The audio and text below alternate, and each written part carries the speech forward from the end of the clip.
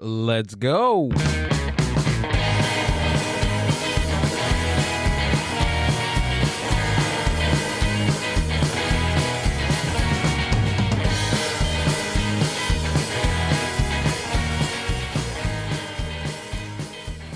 What is up, Mind Buzz Universe? Welcome back to another podcast episode of the Mind Buzz. I am Gil, your host, and working the board tonight, this morning, this afternoon, whenever you're listening to this podcast, is the lovely Amber. How are you? I'm good. What's up? I think next time you should throw a curveball at me and ask me something that's not, how are you? Why? I don't know. I feel like I answer the same every time. Well, so a couple of weeks ago, you were expressing to us and the audience that how awkward it is. How awkward it is that nobody asks you, how are you? So I figure once a week, I'm able to ask you how you are. I'm good. I think once a month is enough. Once a month? Yeah. I just don't know what to answer. Like, what am I going to tell you? No, I'm in a deep depression. Well, that would be I'm not. good. I'm not, but, I don't know. Should I change it up a little? Because I'm always good. I always feel good. Yeah, well, that's good. Yeah. I asked someone today, I was like, hi, how are you? And he was like, I'm okay. And those are the best. No, those are the ones that irritate like me the those. most. I'm like, why are you okay? And then I asked him. I wasn't going to ask him. I'm okay. Or if they think about it. Right? That little pause where he said, I'm okay. I'm okay. And then I was just going to walk away and I was going to be like, okay, I'm not going to entertain this. But, But I think that's their invitation for you to ask. Do you think it's an invitation? I think so. Or is it just like them not wanting to invite more conversation? And they're just like, I'm going to cut it off there. I guess it just depends on like the setting. Like, well, I didn't let it go. I pried. You asked? Yeah. Of course you did. Of course you did. I was like, oh, I like backed up. Wait, hold on. People can't see where me, was this? In a disclosed. Okay, all right. No, it was upstairs. It was one of the employees. Oh, okay. And then I was like, hey, how are you? Mm-hmm. Well, first he asked me, and then I was like, hey, I'm good. And then he's like, how are you? And then he's like, I'm okay. And then I was like, I was just gonna walk away, like, all right, buddy, And then I walked back, and then I was like, okay. I said, what would make you better than okay right now? And then he was like, oh shit. Like, he didn't think that I was gonna like come back and ask. Because I genuinely want to know, like, why are you not okay? What can I do, or what can be done to make, or like hypothetically, because I probably wouldn't do anything, but And then he's just like, oh, no, I'm good. I'm good. He changed it up. He was like, oh, crap. Damn it. She caught me. Yeah. So then he changed it up. And I was like, all right. Wait, is that how you found out that person golfs? Yeah. Okay, but what did he say about golfing? Oh, because... he lost or something? No, because he's like, oh, no, I'm good. I'm like, yeah. And I'm like, are you enjoying the warm weather? And he's like, yeah. He's like, I went golfing. Oh. See, I care. I care. Of course. I almost didn't, but I do. That's good. And you found out a vital piece of information about this young man, and how he's able to afford to golf is and that's beyond what he said. my... He's like, if golf is very expensive. And yeah, I was like, it is. Why? I was like, you have to buy gear. And he's like, no, every time you play. And I was like, okay. And then he said, like, some golf courses are like $20 to $40 a game. And then he said, if you get like golf courses with more holes, it's like anywhere from $150 to $200 a game. Per person. Right. Why? It's like paintball. Paintball is pretty expensive, right? I don't know. I just threw it out there. I don't know any sports. Physical activity. I don't know any sports. For that reason. No, because it's expensive. It is expensive. I tried to ask my dad to put me in baseball in high school, and he didn't want to because he was like, it was too expensive. Yeah. I really wanted to do it, but I didn't want to do band. Band was free. Yeah, I want to do all the free stuff. But we woke up too early for band, and I was like, no. Yeah, I remember. No. My mom put me in. My mom went back to school, and then she was like, "Okay, I have to take you to school early." So she put me in this program that was like a band thing. I was like in 7th grade, and they designated the clarinet to me, and I never ever learned how to read music. So I pretended that I knew what I was doing. I swear. Did you just I fucking moved memorize? my fingers. You just memorized everything? I memorized everything, and I moved my fingers like I knew what I was doing. All right. Yeah, I got through, but I still don't know how to reach. All right, let's continue this conversation once we bring in our guests of the evening or morning or whenever you're listening to the podcast. She's a stand-up comedian. She hosts the Chatterbox Comedy Night. Please give it up for Silvia De Anda. Ladies and gentlemen. Hi. She has a podcast too, right? Yes. And podcast. Yes. Her. How are you? Well, now that you've said all that, I'm like, oh, what's the right answer? How do you answer that? It's so funny. I feel like I'm like, okay, type of bitch, because I feel like, but I just want to have a conversation. Yeah, right. But you know what I hate? Well, I don't know if I hate it. Sometimes I hate it. I think it depends on the person who does it. When you ask a person like, how are you? And you expect something simple like, oh, I'm good, or I'm okay, or I'm fine. But when a person is having a really good day and they want to just fucking tell somebody about it, and they're just like, I'm so fucking good. We're so up right now. And it's like, we're so up. Yeah, and like ICE has just like killed another person, and you're just like, oh really? Yeah, you're having the best day of your fucking life. Good for you. But also, why?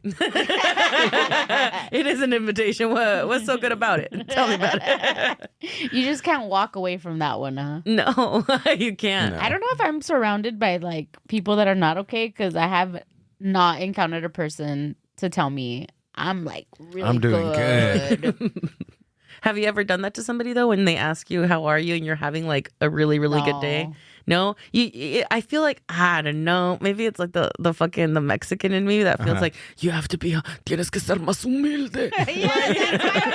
You gotta be hurting 24/7. No, pues es que estoy bien. Sí, estoy bien. Yeah, todo bien. Everything's good. Yeah. But it's never like, fuck yeah. Just You know what? my Some direct days, deposit. some days I'm like that. Some days I'll feel like.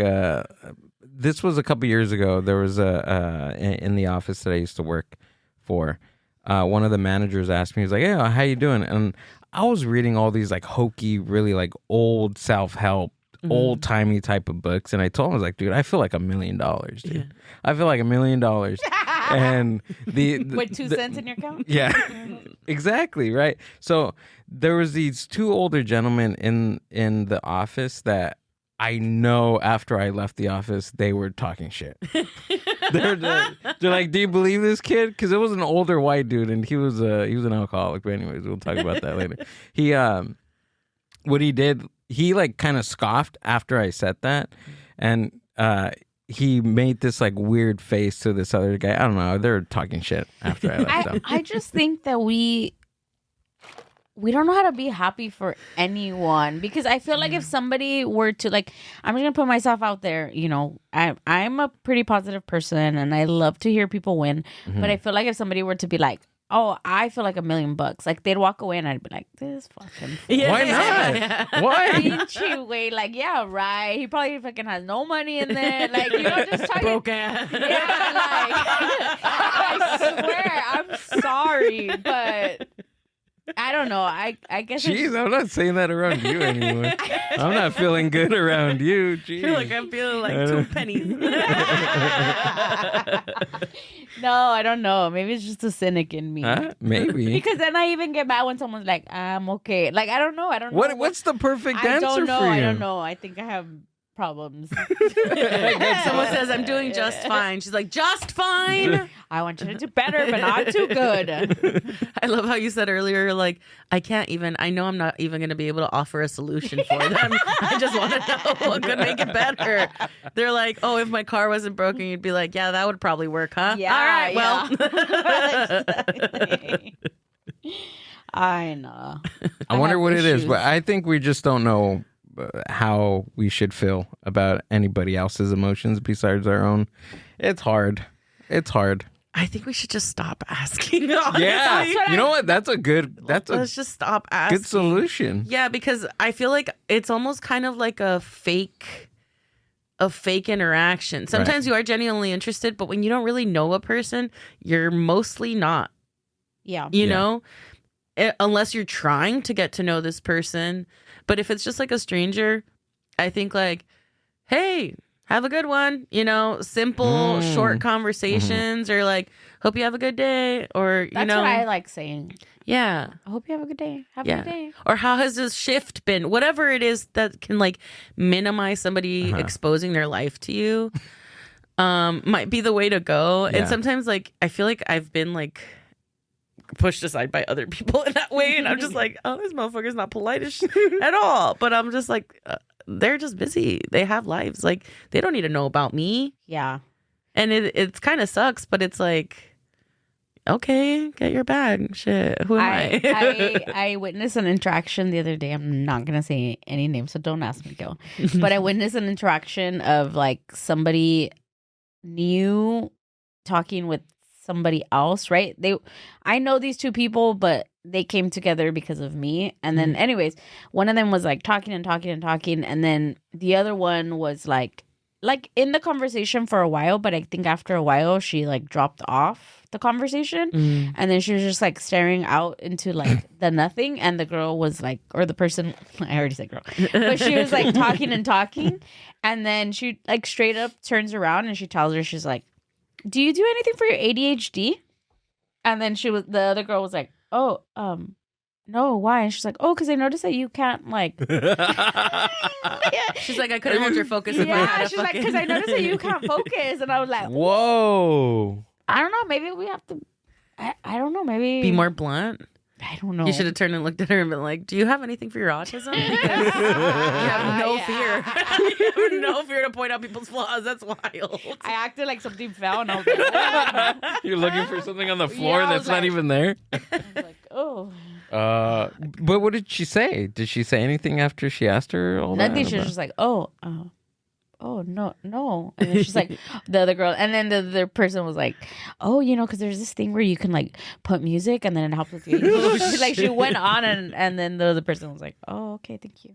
And then when I got in the car, I started laughing, and I was like, you were straight not like paying attention to her. She's like, hell no. I was like, she's probably like, that bitch is boring. Yeah. I have that problem. So bad. I don't know if I have ADHD.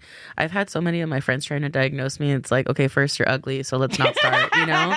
But like truly, if I'm interested in a conversation, I'm so fucking in it, and I'm like asking questions, and I'm all about it. And when I like even in school, I would excel in things that I cared for. Yeah. The shit that I didn't care about, I would only do good enough to get by. Right. But I've been in like really bad. I've been in like job interviews. I've been in like my orientation where I'm doing a Zoom call, and like the CEO is telling me about the mission of the fucking job, and like my first day on the job, and I had full 8 hours sleep. I had like fucking energy drinks. I had a coffee. I was like, I have to lock in. I have to fucking lock in. And we're talking on Zoom, and she's just talking. And the whole time, it was 8 hours. 8 hours of just straight information is fucking crazy. Yeah. And she's talking the whole time. I'm like, like falling asleep on Zoom, and she had to tell me like 3 or 4 times, like, are you okay? Is everything okay? Are you okay? And then it got to a point where she's like, I don't want to have to repeat myself, so I need you to pay attention, and if you're not interested in this job, maybe it's not for you. So are you here? I'm like, I'm here. I'm so sorry. I don't know why. I'm like, I have a migraine. I don't know. You're and like, then, I have narcolepsy. Truly, I don't know. And she's like, did you not sleep well? I'm like, no, I slept really well. And she's like, I need you to get it together if you're going to stick around. And I was just like, okay. And I had to I was like pinching myself under the table. I was like, oh my God. I was like trying to give myself like actual pain just to stay fucking focused and act like I was locked in. I just started thinking about my grandma dying. I'm like, okay, just fucking look and be a little sad because you can't sleep if you're crying. It was, yeah, I'm bad with that shit too. Oh man. I used to fall asleep in class sometimes. Yeah. Yeah. Some like I can relate in topics, or if somebody goes off on like they're talking and talking and talking, and then it just like veers off. I get this weird like I don't even know how to explain it. There's Like probably there's probably a tumor in my brain or something because I get this like I know, knock on wood, but I get this like feeling of like disassociating. Right. But then I come back and I'm like, whoa, where am I? Yeah, I do the same thing. It happens to me all the time. It's weird. It's at work. It's sometimes on the podcast, and Amber sees it. No, seriously, Yeah. I am dead serious. I don't know what it is. Yeah. I don't. It's not that I'm not interested in the person or not interested in the conversation, but sometimes it just something happens to my brain where it's like, okay, you need to go away for a little bit, and we need to go somewhere else. We'll come back. Yeah. And I wouldn't have no clue what the other person is talking about. It happens at work, and like some conversations that are really super important to my job, or whatever, and not even that will keep me like in the moment. It's very, very hard. Well, I think that's also a sign of people who like trauma, like you're a listener.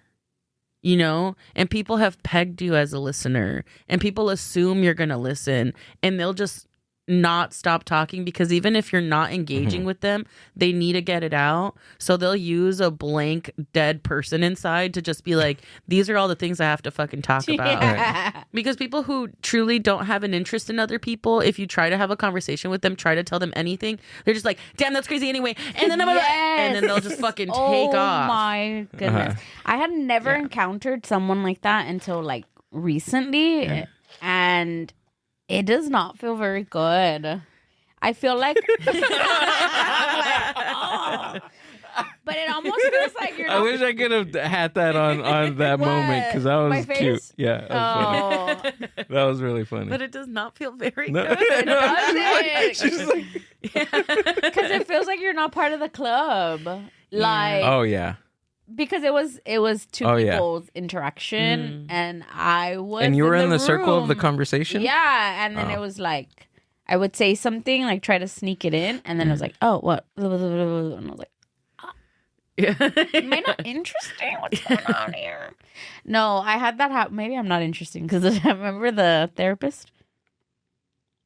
What happened with the therapist? You don't remember? Did you just? Oh yeah. No. I remember that. Yeah, she yawned. I like. It took me years, right, to be like, okay, I'm gonna go to therapy. We're gonna do this. Come on, you know. And I finally got myself to like sign up for therapy. I did it like via Zoom, and I'll say it on here. I don't care, but I wanted a Latina therapist. Yeah. And there was no Latina therapist on that like thing that my insurance covered. So I had to opt out for like a white therapist. And I was like, all right, I chose her not on her credentials, more on her look. I was like, all right, she looks cool. And then we like go on and we start our session.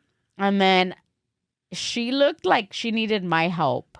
Like her hair was like up. She was disheveled. She had like really dark like bags under her eyes, and I was like, I want to be like, girl, you know, are you okay? Yeah. You want to talk about it? How's your day? Yeah, okay. You talk to me.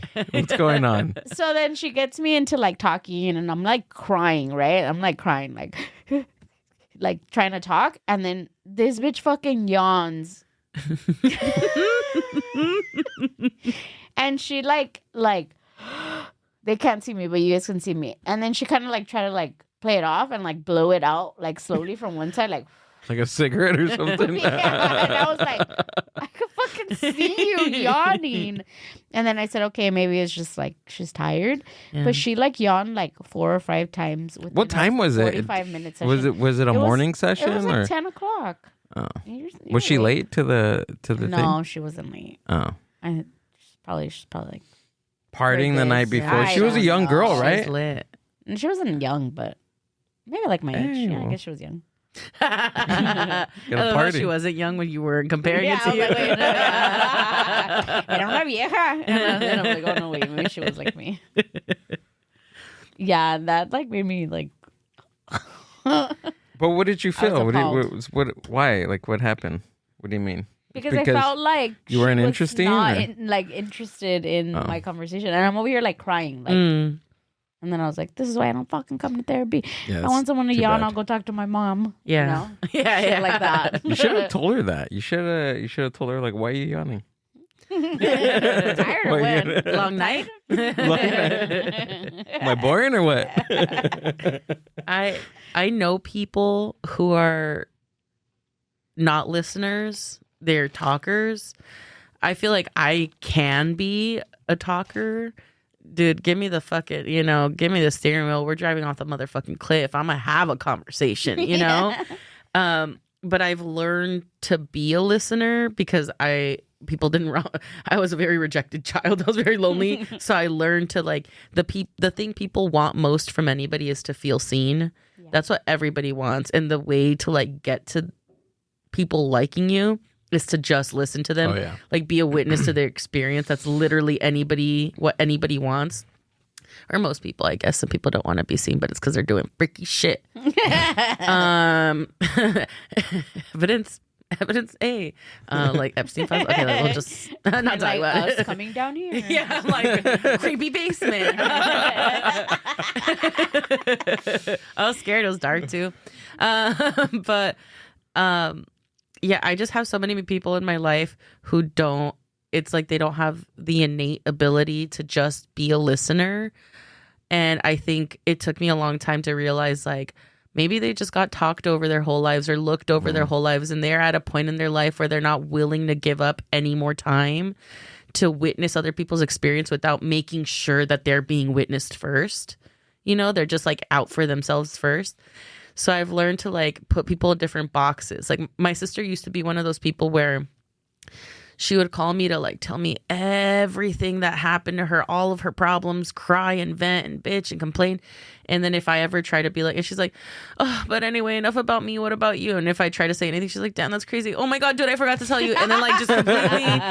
And like, I used to hate it because I'm like, you don't fucking care about anything I have to say. Why am I going to sit here and listen to you? And it's just like, I think she's probably the person that made me realize that like, my sister's always had to look out for herself. She didn't have anybody in her corner. She didn't have what I had with my grandma because we have different grandmas, different dads. And I'm like, oh, that sucks. Oh, she needs somebody the way I have my grandma. So I'm just like, I'm going to just be that for her. I can sit here and like mute myself and then every 10 minutes in that conversation, unmute myself and be like, damn, that's crazy. Mute it again. Let her keep talking and going and going. And now I have friends, Stevana, who are like that too, where, you know, they go off the rails in conversation. But I think it takes them to finally feel like they love you enough, they trust you enough, and they appreciate your friendship enough to want to know about you. Yeah.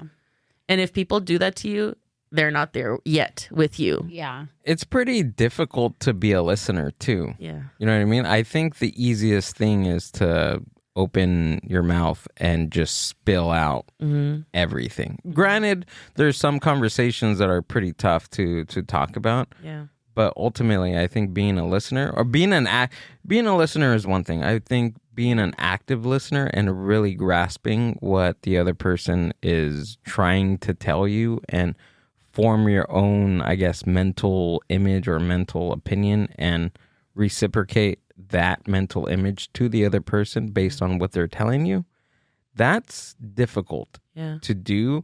Not only some people don't know how to do that, but also some people do not care to do that because it takes work. Yeah. Yeah. You know what I mean? Yeah. It takes empathy. Yeah. A lot of empathy. Yeah. 100%. And it's tiring. It being empathetic really takes a lot of energy because first of all, you have to set aside your own feelings for a few minutes or whatever amount of time. That's difficult on its own, depending on if you're going through stuff or whatever. And to really take in other people's, emotions or whatever they're going through. That's another difficult part to do. That's something I learned today. I went back to therapy, FYI, with a new lady. Oh, yeah. And she didn't yawn. But that was one of the things that we talked about was... Amber's all waiting for her to yawn. You're going to yawn? You're just going to sit there for side an eye. hour and not say anything? I'm like performing for her so she can stay awake. Hello, my baby. Hello, my darling. I'm all juggling. You sing the song that never ends. I come out with the top hat, sparkly shorts, and I'm like dancing.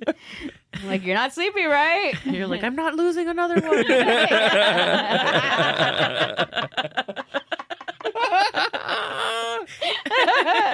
Yeah.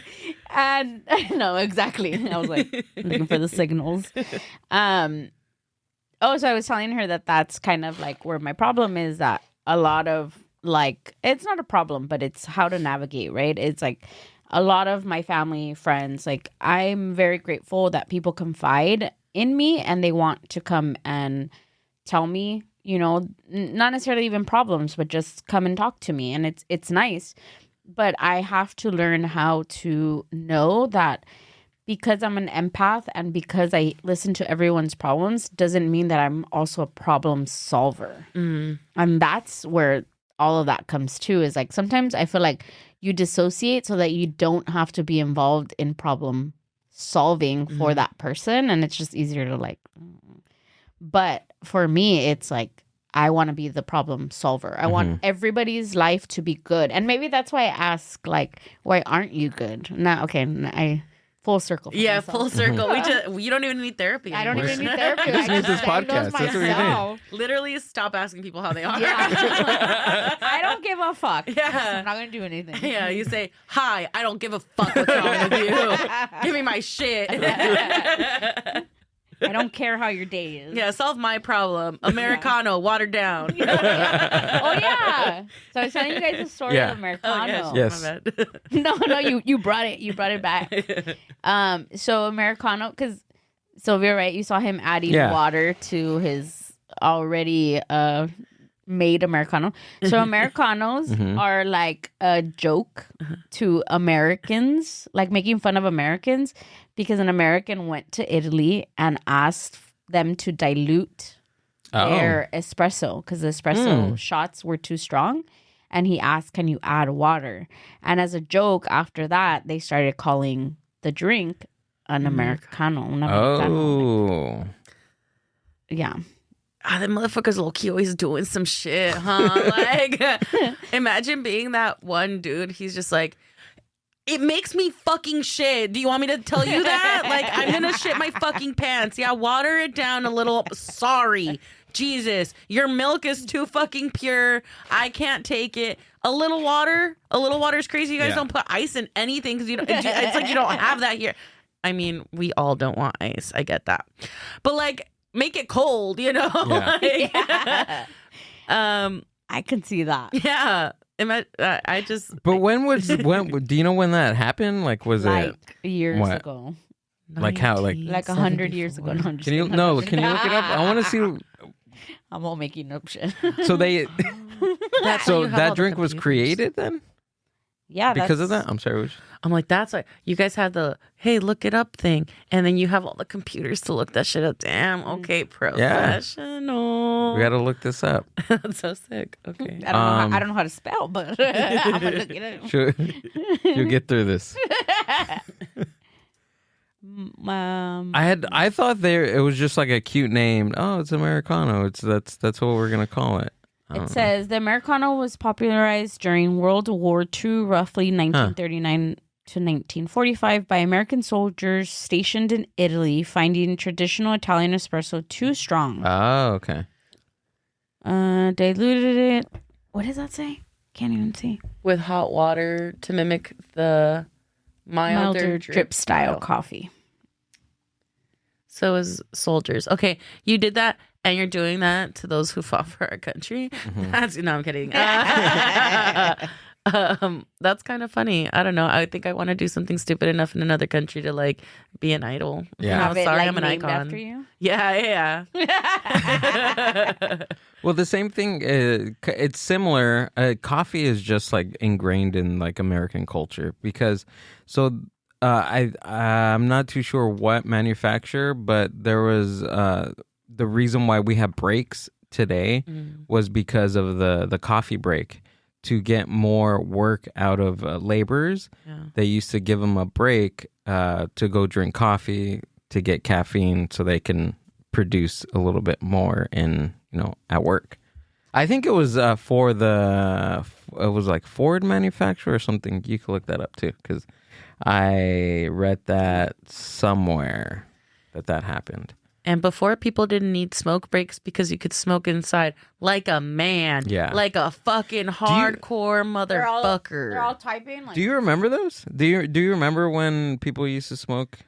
Or at least... How old do you think I am? Well, we're about the same age, right? Like, we're about the same age. 65, right? You're No. 77, Oh, right? I'm sorry. It's because I was mentally picturing. So How old are you? I'm He's 35. 93. You're 33? I said he's 93. I'm gonna be 35 this No, year. I'm 35. So Okay. 35. I'm 30. Oh, okay. All right. She's younger than us. All right. So back in my day. He's like, you remember dinosaurs, right? He's like, remember when you used, like, you had the car. It was a car, but you had to use your feet to get it going. He's like, you remember, right? He's like, you could smoke in those.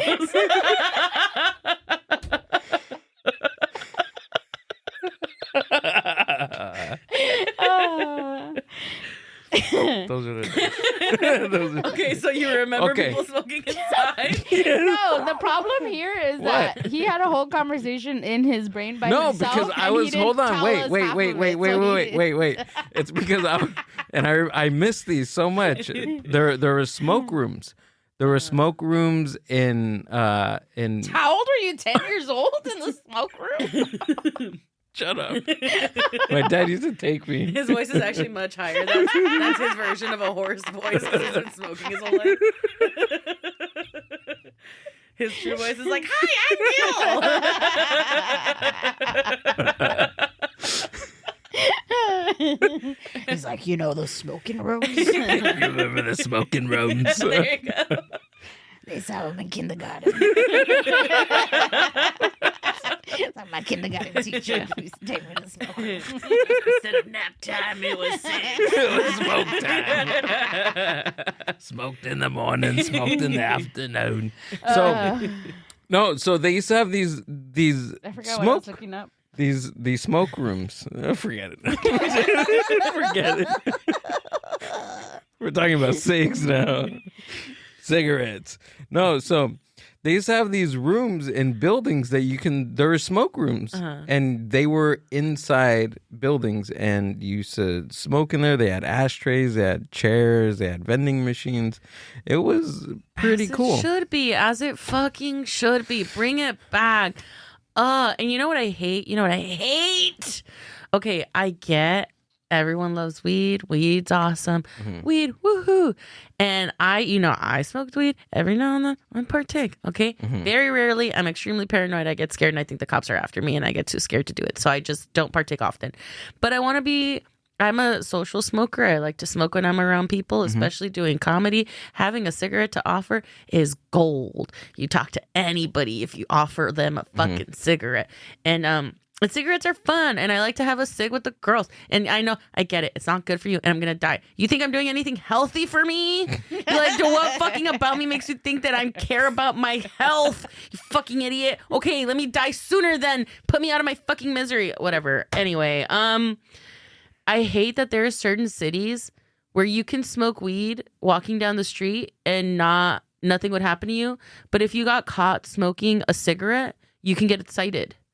Really? Really? I used to work in Hermosa Beach, and if people were smoking a joint, Look that up. yeah, the cops could tell you Hermosa Beach. hey, you can't do that. Oh my But God. if you got caught smoking a cigarette, they'd be like, they outlawed smoking cigarettes in this area. You can't smoke cigarettes around here. But you can No smoke way. weed? If you got caught smoking weed, I think it's less. I don't think you'd get penalized. They just tell you you can't do that outside like that. It's like drinking beer basically, but cigarettes are literally just not allowed. That is horrible. When we went to Japan, because Japan just banned not being able to smoke publicly, because it a couple years ago, maybe not even so. 5 years, did they ban it? And now they have like stations, and it's literally like just like partition walls. And you're on the street and you have to go into that partition, which it makes no fucking sense because there's no roof. Yeah. It's just like a wall around you. And I'm like, how does It's this like a make square of people just standing around and they're smoking like a cigarette. in there like sardines, like smoking like that. Just it makes zero sense. Yeah, They can't even squat. No. They love that shit. Yeah, they do. They do. We live behind a Japanese restaurant, and yeah, we see they like to all squat. All the sushi Asian chefs, people squatting. love the squat smoke, man. They love it. I said I wasn't gonna get racist, but I'm gonna, because that's just true. That's just true. Every time I do this to Adam Chong, you guys know Adam Chong. Yeah. Whenever they have a show at Idiots, at Sunset Lounge in Fullerton, the Idiots band, you guys know that, they perform and they do the music or whatever. And Adam closes out the shows a lot, and he will take up a lot of his time on stage to sing with them. And I always turn and I look at whoever's closest to me, and I go, "Oh, they fucking love karaoke." And when he gets off stage, I'm like, I said it again. I said, you guys love karaoke. He's like, I fucking do. You're not wrong. Who was I telling? Oh, I was telling Viet the other day. We had Viet, but I didn't tell him on the podcast. I told him after that. One time I went to like a Korean like day spa, and it was like one of the first times I had ever gone. And then I go, and then like all the Asian ladies were naked, and I was like, whoa. I was like, all right. But I go to like shower, right? In shower time. And I was like, where the fuck are the showers? And they were like little, and I'm little. And I was like, these are even little for me. Like, how the fuck am I supposed to put my head down there? So then I seen a lady, and she was squatting. So they squat. Well, I don't know all of them, but in that place, in that establishment, they shower squatting. No stool, nothing. And I'm like, how do you not fucking slip? Yeah. No, like they legit like squat, which is funnier because then it like opens your butt cheeks and everything. And then I was like, oh. That makes sense. Oh, to like clean? I don't know. I mean, God knows I'm a big bitch, so I'll never find out. But how do you reach? I think you'd be closer. I think you'd be closer. I know, but if you're squatting, you'd be closer to your holes. But I'm using both my hands to hold myself up. In that case, you're like, excuse me, can you Swallow the water and try to spit it in the right direction? Can you get that for me? You're like, señora, ¿me ayuda? Yeah. Yeah, so I did not shower. What do you mean they're small? Like there's a ceiling and they're like off? this. They're like this small. No one can see me. Or like what? Like wide. Okay. So that's what, like 2 feet? I'm small, right? How tall are you? I'm 5 foot and I'm 4. 6'5", blue eyes. That's how she got me. That's how she got me on Facebook.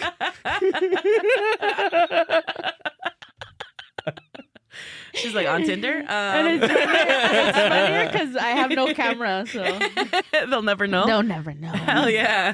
I'm blonde. So I'm like 4'5". Yeah. Okay. On a good day. And they were like about here, like The showers? head.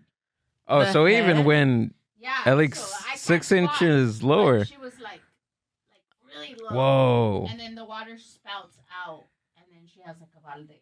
Just the one? Yeah. But it was like the whole thing was like a regular shower though. No, there was nothing above that. But like there was space for you to stand in it. No.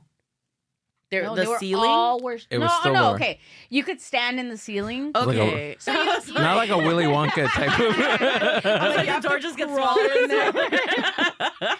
No. That's- It was a normal just room. getting bigger. Normal room, but it was like a water hose, like like a hose, like a thing pointing out, but it was short. Okay. So I thought, okay, maybe I just fill up my bucket because then there's buckets per like thing, and I was like, maybe me echo agua, like when you go to Mexico. Yeah, Mexico, and then yeah. you're like, But then I seen all the ladies, and I was like, oh, and they squat. Yeah. That's kind of hot. I don't know. I kind of fucking like that shit. That's what I'm saying. And then it opens everything up more. And I was like, oh, okay.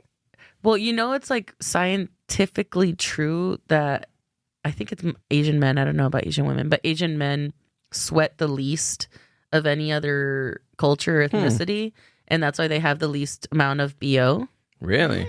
Yeah, I think it's like East Asian, like when we think about traditional, like Korean, Japanese, Vietnamese type people. I can see that.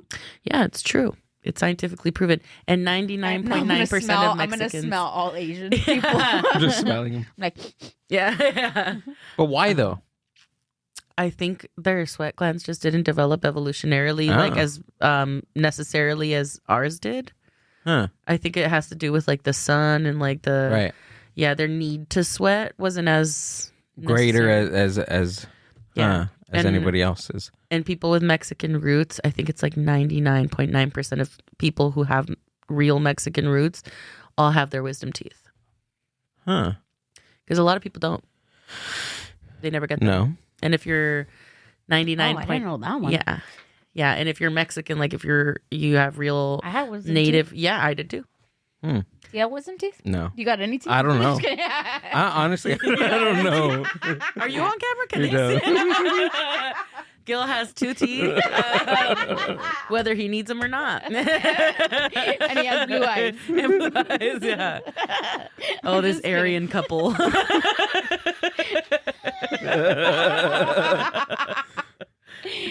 Hell no. Hell no.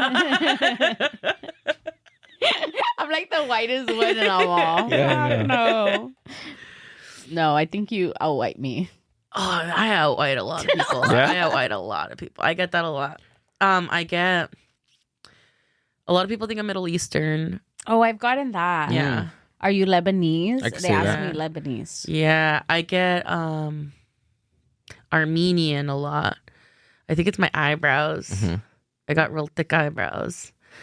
Oh, you have colored eyes too. Yeah. Yeah. Are you from like Jalisco?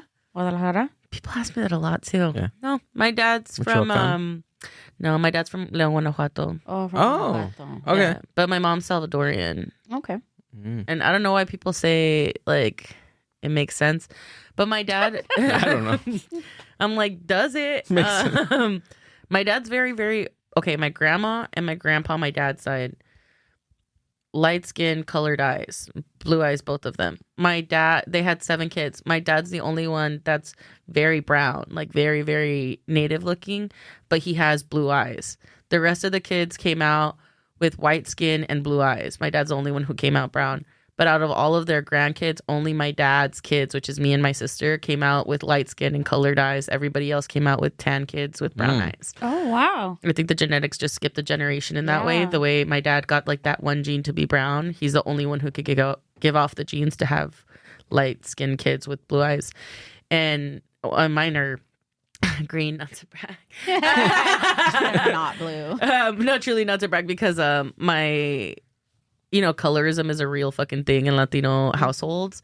And like my grandma, I guess all my grandmas were like obsessed with me as a kid because I was light and had colored eyes. And my cousins felt, and my sister, like my siblings, everybody around me felt the weight of that. And they would like lash out on me for having that like adoration from them, like my cousin used to be like, you have fucking booger eyes, you have Shrek eyes, you have ugly eyes, and like you're white like a white person, you're white like a Nazi. Like they would make me feel bad for well, I mean when you give a kid all this attention for something that you don't have, Yeah, you have no control over. of course. Yeah. And children are gonna lash out because what do they feel? They feel like, oh, so then I'm ugly, I'm not enough, I'm like So then I started to feel what they felt because they gave that to me, and I needed that. I needed the humbling of it because now I understand my privilege. I understand how colorism really is a thing, like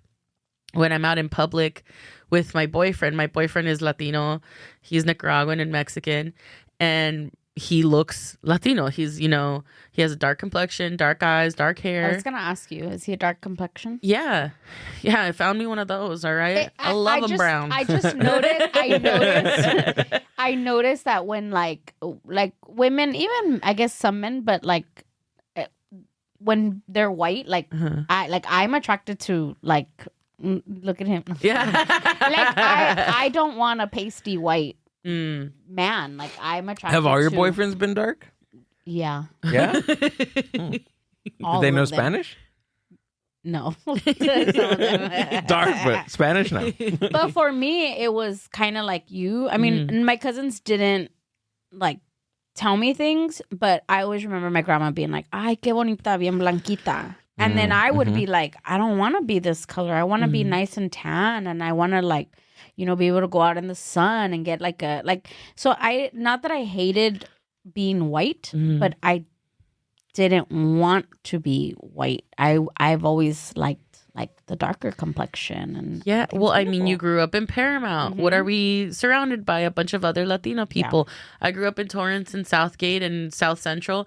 We grew up around a bunch of ethnic people, Latinos and Asians and Black people, and we, for us, it was like almost a rare sighting to see white people. I know people think of Torrance as like that's where they keep them. They keep them on the side that I didn't live on. I did not go to any of the Torrance highs, so like I didn't see, like they were the smallest percentage in our high schools and in everything, So being a white passing Latina, you're accepted less by Latinos because they're like, you don't understand our struggle. And to an extent, they're right. But to X you out because they think you don't understand, it's like, shit, bitch, my mom's brown. Like, I know, and it doesn't help, but it's like, why exclude someone who, if I have a privilege, I could help you? Yeah. Why exclude someone who can help? True. And it's like, there's like now Afro Latinas is such a big thing and people give them all this love that they deserve because they were X'd out for so long. Who? Afro Latinas. Oh, Afro Latinas. Okay. They were X'd out and just like not considered for so long. To this day, people are like, you can't be Mexican. You can't be. And it's like, yeah, absolutely they can be. And they're given all this love and attention that they didn't have before. And they so deserve it. They deserve to be seen by their people. And I love that. They should have that. I'm like, now let us into. But don't let us in because you're obsessed with the white skin. Don't let us in. Let us in because we are actually just Latina. Yeah. Don't let me in because you like that white people like look. That's that Eurocentric shit. Yeah. Like me because we relate in experience and in culture, not because I look a certain way, Absolutely. And I think it is like people are probably gonna be like, ay, estás complaining, it's so hard. Because I mean I think I'm light skinned, but I'm I mean, I don't know. I see myself differently. I'm like, I'm not. No, but I think you're right. I mean, it is, and it's kind of like within our, I always remember seeing this que decía like, in Mexico no hay racismo, in Mexico there's no racism, and then you like scroll down and it was like, ay, pinche prieto, like like all these words that we use within our culture, and it's like sometimes it sucks because it within like the Mexican culture, it's like there's always this thing of who's more Mexican, and it'd be like, oh, you're not Mexican enough, you're more European than anything. Like I remember being told that, and then I was like, I'm not European. Like I was so offended because I was like, I'm not Spanish. But then it was like, well, yeah, you kind of are. You know what I mean? And it's like we always have this like struggle, and I have cousins that are both Black and Mexican, and I remember like my cousin like crying, like he would just be like, nobody wants to hang out with me, like I'm not Mexican enough to hang out with Mexican people, and I'm not Black enough to hang out with like the Black kids at school. And he went to school in Linwood, and it was like, well, there was no in between, there was no other, and it's hard. It's like it's just I don't know. Finding like your voice to speak up and be like, hey, chill the fuck out because I know exactly what you're experiencing. We're the same, and then two, just like Accepting yourself when you feel so unaccepted is hard. Yeah. That shit's tough. Absolutely. But I mean, I know that it's a privilege to have white skin, and that's just a common fucking knowledge, you know? Like, I get certain privileges that certain people don't, but I see the exclusionariness of it in comedy, especially as a Latina comic, because most people assume I'm not a Latina comic. And I so badly want to perform for Latino crowds. That's my favorite thing. That's why I chose Chatterbox to be my spot. It's mostly Latino comics, you know? And I love performing for anybody. I'll perform for fucking anybody, anywhere, anytime, sure. But I have the most fun in a Latino room because they get me and I get them. Of course. But bigger Latino comics don't look for me. They don't, not usually. I'm starting to finally make my way with a lot of them, which I really appreciate. Like, a lot of bigger Latino comics that are finally starting to give me opportunities. And that's so, so cool because they're finally giving me a voice to my people, you know, even if it's the fucking 5 minutes before their show, you're giving me the opportunity to be seen by my people too, you know? And I think that's so important. But when you see flyers for the Latino nights, what do? You see a beautiful Latina girl with big curly brown hair and big beautiful brown eyes, and she fits the mold of what a Latina girl is supposed to look like. If they put me on that fucking flyer, what's it gonna look like? You got this fat white bitch to be on your Latino night? And everyone, so it's not as appealing. Yeah. I'm not as appealing to have on there. And I feel like that's why I'm so strongly, every room I walk into, I'm just like, I'm Latina, I'm Mexican, I'm Mexican and Salvador. It's in my bio and I tell everybody. And when I get the opportunity to speak Spanish, I'm gonna fucking speak Spanish because I feel like I have to make it extra known. Yeah. Extra known so that people are like, oh, I didn't know. You didn't? I made it known at every single opportunity. I made it known, you know? And yeah. So what are you doing now to get that point across just every day in your comedy career? I say it up top at most of my sets. Most of my sets, I say I am Latina. I try to perform a lot, again, like I said, in Latin crowds. I'm at Chatterbox all the time. I put it in my bio. It's a new thing for me because I'm such a fucking, dude, I'm a pussy. I am, I get so nervous to reach out to people for opportunities. It makes me feel uncomfortable because I'm like, I don't want to have to beg anybody. I don't want to be a burden on anybody to beg them to give me the opportunity. I'm like, I want to be good enough that one day they'll just notice me and they'll want me to be around. I won't have to ask to be around. But then I ask all my homies, how'd you do that? How'd you get that? And they're like, oh, we asked. Yeah, I just asked. Yeah, I'm like, a closed mouth doesn't get fed. Right. So now I'm just when I see a Latino comic that I'm a fan of, you know, I'm like, hey, I'm Latina. I'd love to be on one of your shows. That's literally my opening line because I'm like, maybe they think that we're not going to relate to their audience, but I'm like, that's my audience too. So I just try to now I'm starting to reach out to people more and not being as chiviada about doing it. I'm like, hey, please, fucking please. It's so interesting that you talk about that because I guess maybe it's within the men within the comedy community. They don't just want to be in front of Hispanic crowds or Latino crowds. I want to be everybody's comic, right? Is some of the conversations that I have with some of these Latino comics. They want to be in front of, they want to generalize themselves in broader audiences, not just Latino comics. And I tell them, dude, being a Latino comic with your Latino material in front of mostly Latino crowd, dude, why? What's wrong about that? Why wouldn't you want to be?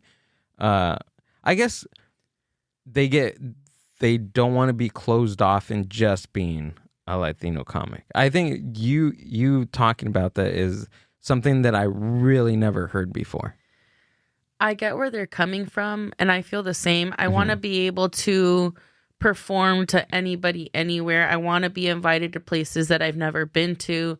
I want to go to the middle of fucking America and some weird, creepy places that I didn't think I'd end up in. I don't give a fuck. I'll do anything to anybody, you know? Right. Yeah, but of course. I'm going to specialize my material to my people, because even in the creepy, dark places that you don't think your people are going to be in, they're there. Yeah, of and course. they're going to want somebody that they can relate to. They're not going to come out to a fucking comedy show with a bunch of words that they don't understand, with experiences that they've never had. So fucking bring out the people that want to see me. I'm not going to minimize my experience to make everybody feel welcome. I'm not going to be like, hey, do you remember that one time when your grandma called you to do it? Like, I'm not going to tell you an extremely personal story and X out everybody. Right. But I'm going to make my experience known, because that's all I fucking know. That's the only thing I know how to joke about. And the whole like, man, this has come out on so many things. And there was like one celebrity who said something about it on a talk show once. But you know how it's like, what's that thing, like, it's better to be a jack of all trades instead of specializing in one thing. Right. I don't know. So it's like it's like a jack of all trades, or like it's better to be able to do everything. But it's like the people who know how to do everything can't specialize in a single thing. Right. So it's like you're half-assing all of your abilities. You're half-assing all of your material because you're so scared that people aren't going to relate to you in your specialty. But if you're good enough in your specialty, if you try hard enough, if you make your specialty so fucking good, people who would have never paid attention to it, never really cared, will take an interest, because they're like, I've never heard that type of experience. I've never heard these types of jokes. I can't relate to it, but I find it funny. It's like you can make it general even if you're being specific. You can make it general because humor is universal, you know? When people used to joke by just fucking like you know, Lucille Ball fucking the chocolates and putting it in the dress, and it's just very physical. Yeah, it's universal. It's universal. Yeah. And it's lovely. And I mean, she's an icon, but times have changed. You can find universal material everywhere, because those are the ones who, sure, are the most popular, but who are your favorites? The ones that you relate to. Right. Yeah, absolutely. And to expand on your point about the jack of all trades thing, I feel like in this like social media culture, this content creation culture, we have to, and I hear this too, is like you have to be doing everything, right? And me personally, based on my experience and what I've learned, I don't think we necessarily have to do everything. You don't have to do it. You don't have to do stand up. You don't. You could do. You can do stand up, but you don't have to do sketches. You don't have to have a podcast. You don't have to go out and do, interviews. You don't have to do any of that stuff. Why not just focus on one or two things and be good at that, or at least try to be the best you can be at that? Because we're a society that is measured more. We measure our worth by how much we can do, and like we're not a society of resting or perfecting a craft or focusing your entire life on one thing. We measure our worth. How much are you worth? How busy are you being? How many things are you doing? How many audience are you appealing to? That's how we measure it, and it's not always good. No, because also, I want to appeal to everybody, but do I? You know? Do I want people that I wouldn't actually fuck with in real life to relate to me? Yeah. What does that say about me? You don't, and that's the thing about your craft, is you don't have to. They're your jokes. They're your show. You can pick and choose who you want to be in those rooms or who you want to perform to. You don't have to appeal to everybody. You don't. No. And it's kind of nice when you see someone that you would never expect to relate to you. When I first started doing comedy, the people who came up to me the most were skinny white boys. And they would be like, your shit was so fucking good, dude. That was great. I'm like, really, I relate to skinny white men the most. You go back home and you erase everything. Yeah, like I'm gonna rewrite all of it, but it's like no, they related to it in their own way, and that's awesome and that's sick. But also that's how you find people with the right vibe, And the only right vibe that I can think of is a vibe that I'd fuck with. So if they fuck with me, we're on the same fucking level. Like one of my jokes, and my friends make fun of me for it all the time, because it's like the joke that I do every time where I call saying that I hate skinny bitches. Mm-hmm. I do that everywhere I go. And it's my favorite thing. And I don't mostly. And but I say it a lot. And for the most part, I would say 95% when I pick on a skinny girl in the crowd to be like, yeah, fuck you. 95% would be like girls just being like, oh, you're so stupid. I'm not even skinny. Stop. Like, no, I'm not even, no. And like, they're cool about it. They're silly little ladies and they're lovely and they'll come up to me after and we'll have a good talk about it. But there's been like very few circumstances where the girls get offended and they're like, they take it real negative. And they're just like, one time I had this girl that was like, we suck the same dick. What the fuck? And I was like, what does that have to do with anything? I'm in a committed relationship. I hope we don't. Like, I'm gonna ask some fucking questions when I go home. You're sucking this dude's dick? That's crazy. And then after she's like, fat people are bitches too. And I was like, oh, we can't be friends. You don't relate to me on that same level, and that's fine. There's gotta be people that just don't fucking like your shit. There's gotta be. I expect every time I go into a room and I'm like on the offense or whatever, like trying to offend people. Of course I'm doing it like in a silly way. I never want to truly offend anybody. But the people who have that attitude, who are waiting to be offended, who are waiting to be targeted in a negative way, I'm just like, I wouldn't want to fuck with you on a regular day regardless. So if you don't like me, girl, thank you. Yeah. Head out. Don't be here. Don't follow me. Don't fuck with me. I think we had this conversation last podcast or something where we were talking about like people that go to shows and they get very like offended by things. And to me, I'm just like, stay home. Like there's something in like I get where you're going right with this conversation, but also I was just thinking like, fuck, like she must be going through some shit or there's something internalizing in her that she can't see fit as like a joke. Like it's like she felt like you were like targeting her, like you were out to get her. Yeah. And I'm like, oh, and also rough. Like I there are people obviously who have like eating conditions where being called skinny can be super triggering. I understand that. And that could be like a my bad. But if you feel like you're the center of the universe and I'm saying these words specifically to trigger you, like, who am I, Mossad? I don't know shit about you, girl.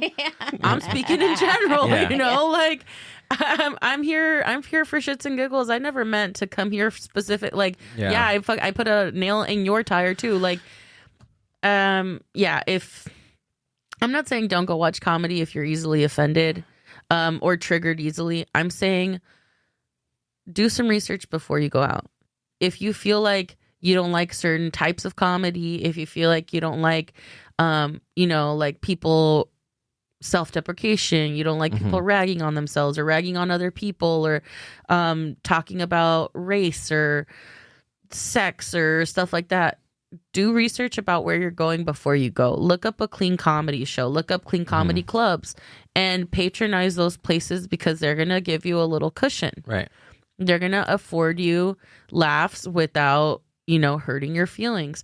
And that is truly what a lot of, older people do. Older people do that all the time. They're the ones patronizing those places. And people who are like on a work retreat or fucking, it's like whatever, where they're doing something where they can't be fully like down with the gremlins and shit. And that's the beautiful thing about comedy is that you can find something for anybody. Like whatever your choice is and whatever you like, you can find that in comedy anywhere. I have this coworker that his wife is a nurse, or she's in the nursing industry, and so is his brother. He's in the nursing industry. And he asked me, because he knows that I, go out and do stand-up. He asked me if I knew this this comedian that does all nurse material. And I was like, I didn't even know that was even a thing. Yeah. And he was like, oh, yeah, we're going to go see them on this day and this day. It's probably going to be all nurse jokes. And I'm probably not going to even know what's going on throughout the set. I was like, okay, cool. But just knowing that there's specific targeted, and that's pretty specific, like a male nurse, that's a pretty specific target audience. So anybody can find anything that they like. Yeah. It's a fucking 21 flavors, baby. Like, keep trying different ones. Keep trying, right. What's the internet for if not to find people that you fuck with? Like, right. There's so many options for you to find what you like. If you know you're the type of person who can't handle hearing certain things, don't fuck around and find out. Right. Don't. And if you do, if you're already there, you fucked up, you said yes to plans, you didn't know what was going to happen, and now you're stuck somewhere. I know it's hard. I know it's tough, but truly, either just get up and leave, because it's not for you. And if it doesn't serve you, you don't have to be there. No one's holding your hand, right. No one's putting a gun to your head saying, stick around. You have to watch this. Either get up and leave, or sit quietly, stew, have a moment, have an inner thought. Then when you leave, say, that was fucking terrible, and I'm never going to do that again. Yeah. It's that easy. It's like the same thing as customer service. You go to a restaurant, you didn't like the service. Are you going to be an ass? Are you going to be one of the people who are assholes and be like, yelling, hey, you fucked up my shit.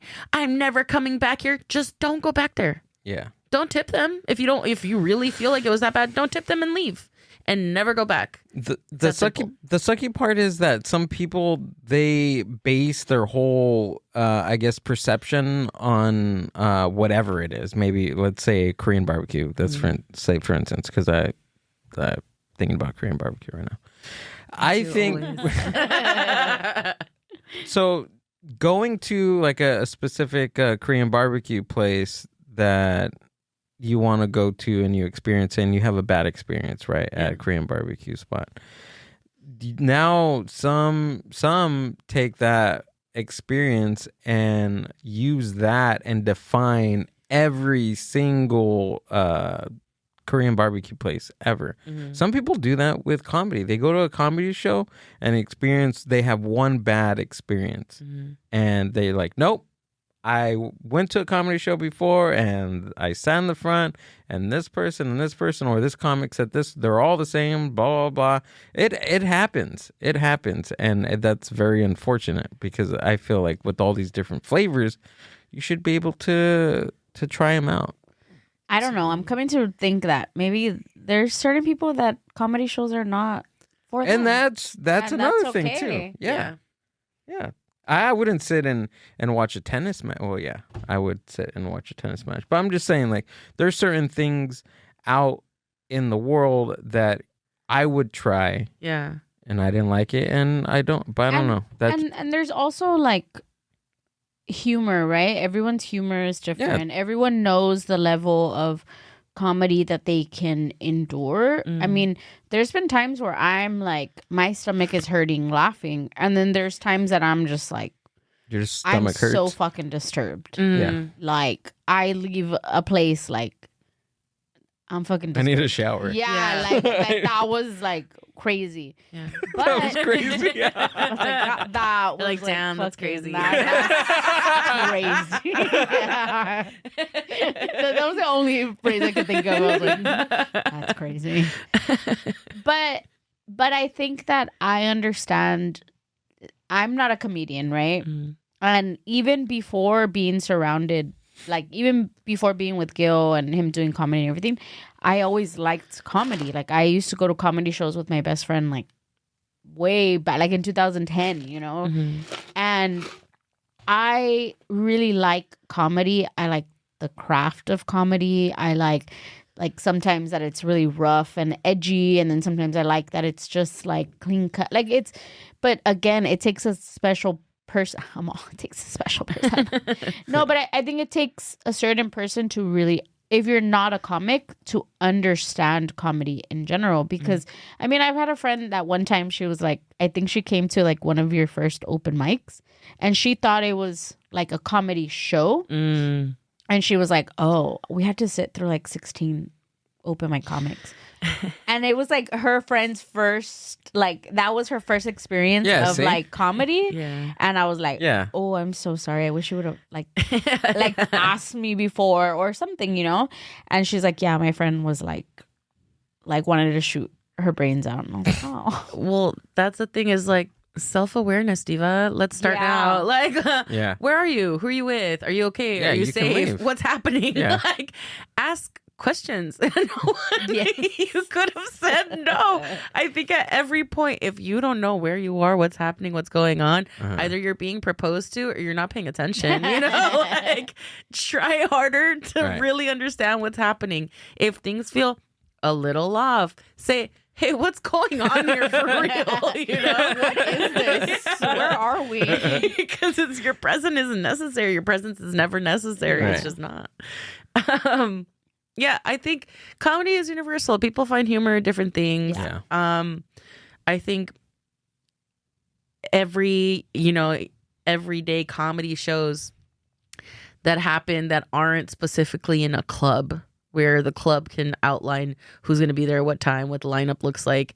If you're going to like a random show at a coffee shop, at anything, unless the flyer for that show says like clean comedy or, all ages or 13, PG-13, but not rated R or whatever, like unless it's explicitly listing what's going to happen, don't go. Don't go if you don't, take things lightly. That's it. I just thought of, sorry, with you saying all that, I thought of, remember the time we had the open mic, the variety open mic that the mayor came and everything? Yeah. So we used to do before he started doing the comedy open mic. I used to host, we used to host a mixed open mic. Oh, okay. So like music, for the community, poems, and nice. kids would come, and the mayor came, and like the mayor, the mayor Paramount, like it was really nice, wholesome. Like you really had nice. Singers, you had some Poetry, comedy later, some, poetry, dancing, all these things, right? So then this girl, and of course we don't know who it is because I handled like the signups, and then we would just have people like sign up, online and before, so we knew what our list is going to be or whatever. That was fun. So then this girl signs up, and then I had a category, and she put comedy, and I said, oh, and the girl was like, oh, that's cool. You were here, right? When that happened? Yeah. And we're like, oh, that's cool. And I'm like, yeah, that's cool. And I don't know if I was hosting back then, but I was definitely doing the sound. I probably hosted that day. Yeah. I don't remember. Point is that she shows up, right? I don't even know who she is. I wouldn't even if I seen her somewhere. But she did comedy. I remember her handle on Instagram too. Oh, you do? Yeah. Okay. And her show last me name. after. And her last name. Okay, then yeah, I want to see her again. So she shows up, right? And by this time, there's already a bunch of families sitting down and people are eating churros, and she comes and she's like, oh, I'm here for the open mic. And then she's looking around, really I could tell she was kind of where am I? Mm-hmm. And she reeked of weed. And I was just like, fuck. I at that point, my brain was like, shit, she's in the wrong place. Mm-hmm. But I said, okay, she'll tell me if she wants to pull out or, and then whatever. The show starts and everything. And then she goes up, right? She goes up and she's again, smells like weed and everything. And then she goes up and she starts her jokes. And right out the gate, the first joke was a dick sucking joke.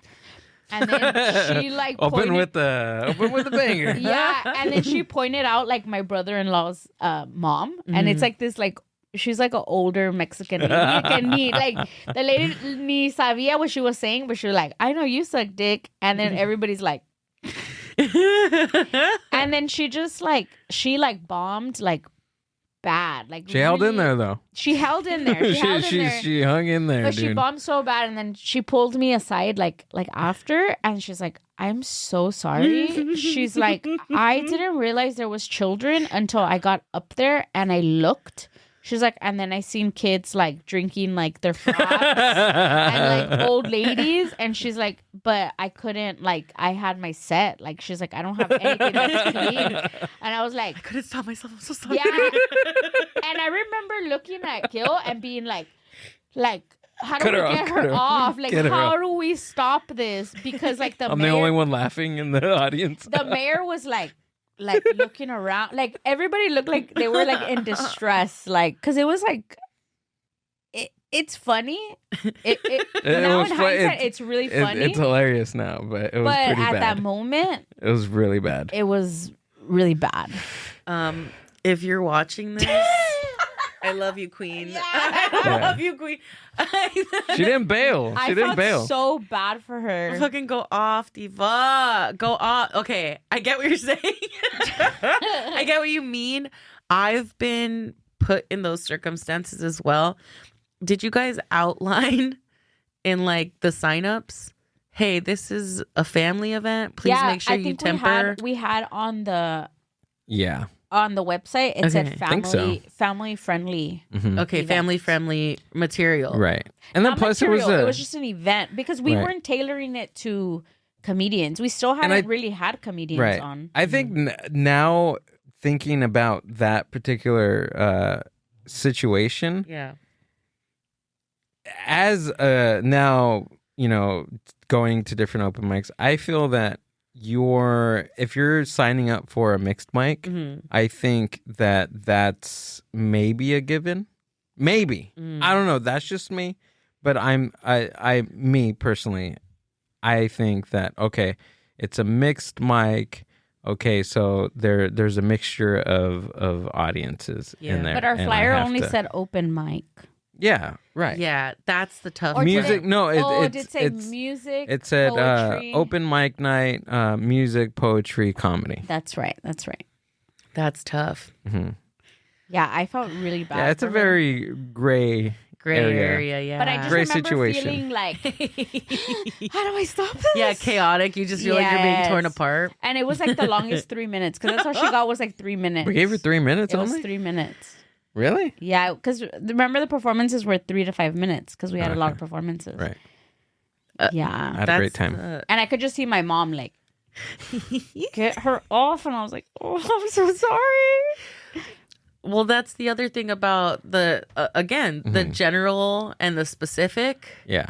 I know a lot of comics are like, I know a lot of both who are working on having a clean set so that they're able to have more opportunities. Yeah. And I know comics who absolutely refuse to do any shows where they have to be fully clean because they're like, I'm not going to tailor my shit to fit your standards. I'm not going to do that.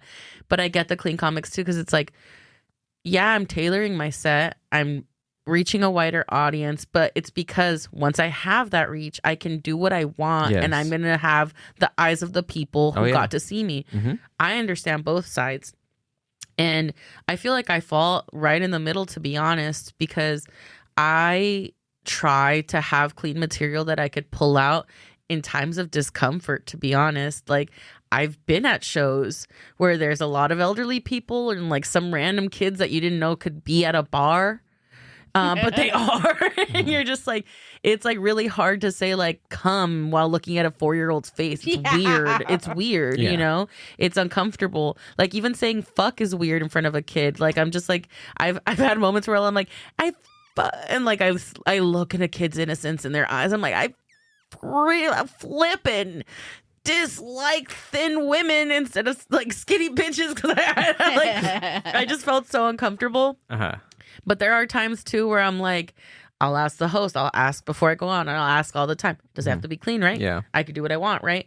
And as long as they give me the go ahead, I just try not to look at anybody who I don't want to look at.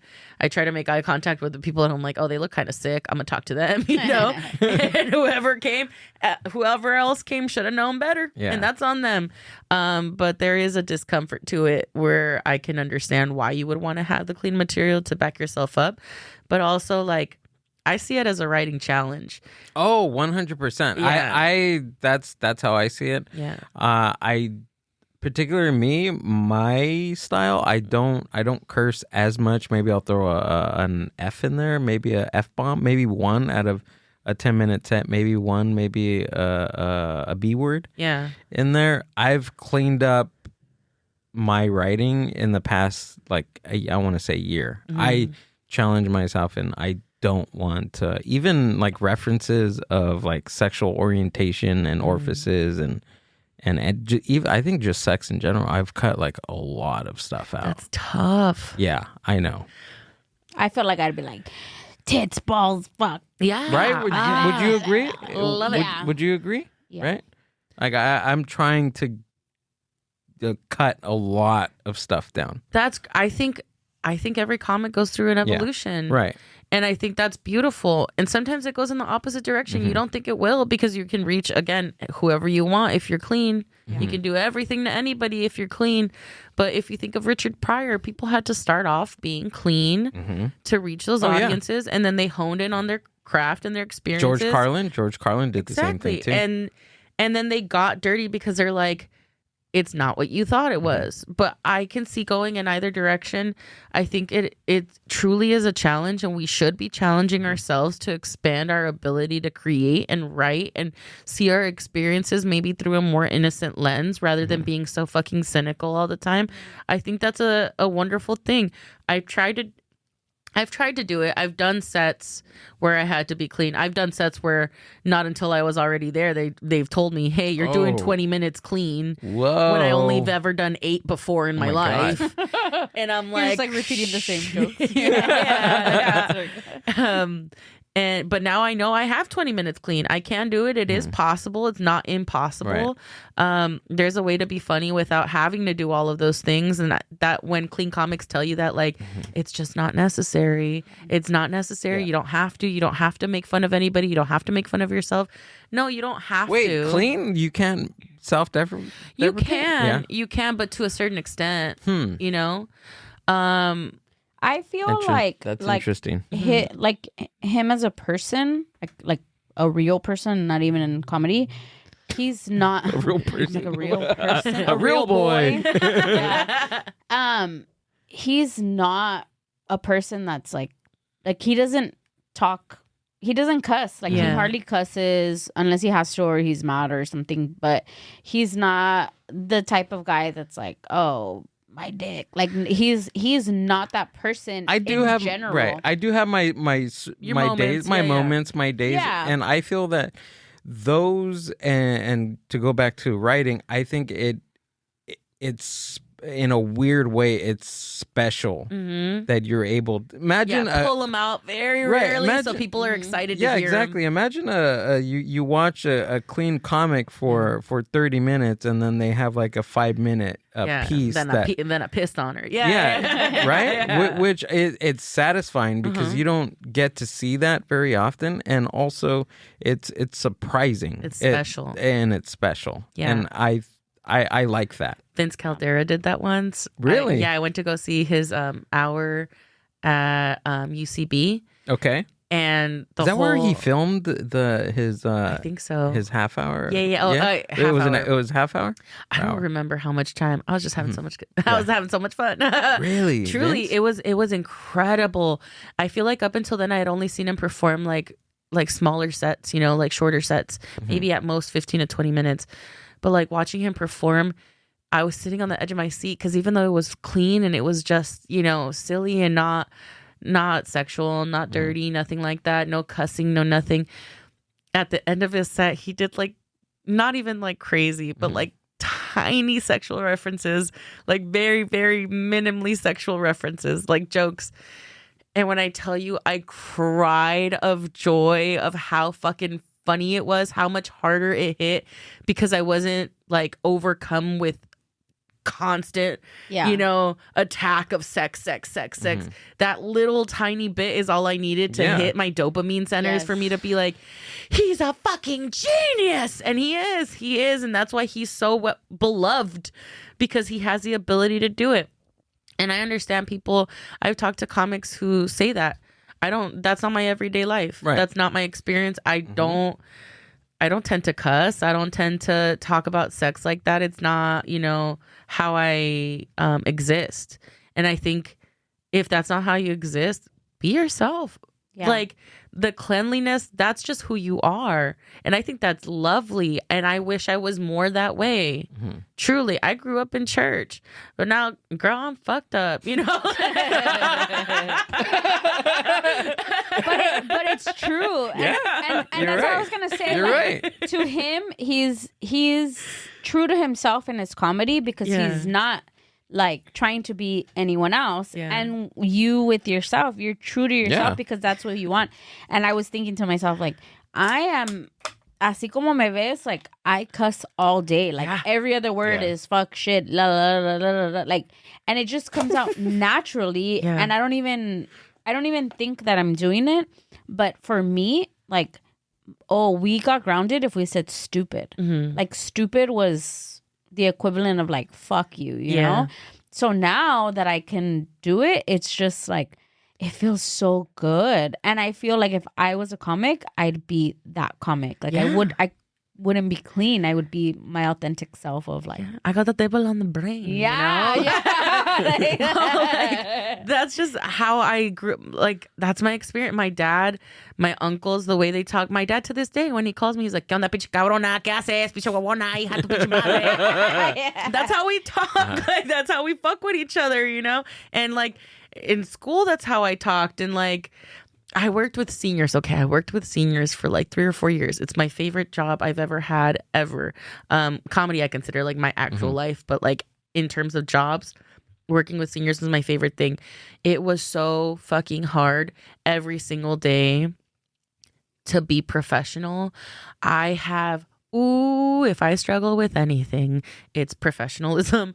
And if anybody at my job is listening, that's not true. I'm an extremely professional person, and I do not curse or smoke cigarettes at work. And but I struggled with like just being professional and not cursing and all that stuff. But I have to switch my modes on and off, and I would feel the anxiety of not being able to curse all day. I would feel the anxiety of not being able to like be weird and dirty. And when I found like elder people that I got along with really well and they would cuss a lot whenever I was alone with them, I'd be like, I'm like, these are my fucking people. And I'm like, what the fuck is up, Tony? How you fucking doing, bro? I'm like, these bitches are crazy. I'm like, and then I'd like really connect with those people. But like some of my favorite ladies were like very, very quiet and clean and reserved. And I understood that. So I like out of respect didn't do it. But I don't have to respect a fucking stranger. I'm sorry. You came to see me. And if you don't like it, like I said, go. I remember the first time that I like that I showed my mom the side of who I really was. Because I still to this day, like I won't cuss in front of her. And it's funny because my dad, I mean, he knows my dad is, I'm my dad's mini, like seriously. And I remember the first time I ever showed my mom a little side of like, I remember hearing this joke on the radio. I used to like to hear like Caleb and El Piolín, like, like those things growing up. Yeah. And I remember somebody doing a joke that was, I don't know how to translate it. I'm sorry. You're just going to have to laugh. But it was, no es lo mismo. So you know what encaje is? Lace? Like lace? Like un encaje? Lace? Like lace, like the material. Okay. Like, like lace. So the joke was, no es lo mismo un encaje negro, right? So black lace, que te lo encaje un negro. Oh, that's fucking wild. That's wild. I love that. And it was like the first joke that I like learned, and I thought it was like funny. And one of my aunts from Mexico would let me, whenever I would go, because I grew up going to like Mexico. My parents would send me like for summers and stuff like that. And with her, I could like do anything. I remember her being like, do you ever just want to like scream bad words? And then I was like, yeah. And then she's like, well, do it. And I'm like, no. And she's like, sí. And then I was like, pero como que. Sí. And I'm like, pero como que voy a decir. And she's like, pues, whatever you want. And I was like, okay. And I was like, hijo de tu pinche madre. And then I started laughing and she would laugh. And to this day, she's like my second mom and we laugh because we do that. But I remember her being in the car and I felt safe because she was in the car to say this joke. And then I remember my mom like she couldn't hold her laughter, but she was also like wanting to be mom mode. Yeah. And I was like, I got you. Like to me, that was like the proudest moment. And I know it was like the dirtiest joke, but I don't know. I just felt like, that's beautiful. I love that. I love that because as you fucking should. My boyfriend's mom is more reserved and we live in her garage now. So I've had to learn to temper the way I speak around her, but she's heard me and she's seen my comedy and I know she struggles with it a little bit. She's been very kind and very understanding where she's like, oh, I understand, you have an audience and this and that. But I've had to learn to temper myself down so that I'm not like disrespecting her. But she's heard my dad call me on the phone and she's like, oh, like you were actually just raised that way. Like your family just is like that. And I'm like, yeah. And when people are like, oh, it's just unnecessary. It's not this, it's not that. And I'm like, no, but you know what? I'm not bitter. I'm not angry. Yes. I'm not I don't like to fight people. Yes. I'm very empathetic and I'm very understanding. Why? Because I don't hold it in. I'm not holding that anger in. All of the negative, like little freaky thoughts I have, whatever it is, I say it out loud and then I don't do it. If I didn't cuss, I'd kill somebody. I think I would. Yeah, because I'm fucking mad. True, right. I'm pissed. But I'd rather say it out loud and just be expressive all the time because I don't want to repress the anger I have and then become bitter or become sad or become so fucking like destitute, like really just so fucking down bad that I do something crazy that I wouldn't expect.